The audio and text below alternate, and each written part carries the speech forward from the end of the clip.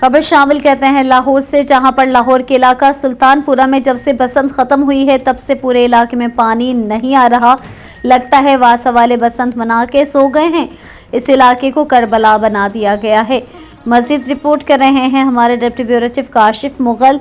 जी काशिफ, क्या तफसीलात हैं आपके पास? हाँ जी बिल्कुल, हम इस वक्त मौजूद हैं लाहौर के इलाका सुल्तानपुरा पे, जहां पर अगर मेरा कैमरामैन आपको दिखा सके तो ये सारे लोग ये मजबूरी के तहत यहाँ पर खड़े हैं, कोई शौक से नहीं खड़े। और मजबूरी की चीज का नाम है कि इनके घरों में सुबह का पानी नहीं आ रहा।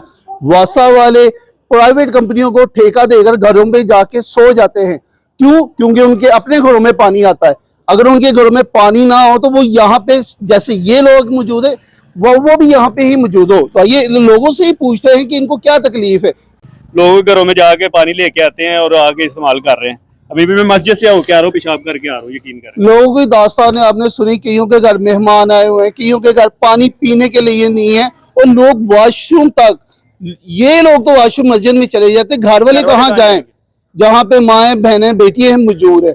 थोड़ी सी गैरत खाने जिन्होंने इस वासा को प्राइवेटेशन कर दिया है। प्राइवेटेशन करने का मकसद ये होता है कि अवाम को सहूलत दी जाए, ना कि उनसे सहूलत छीनी जाए।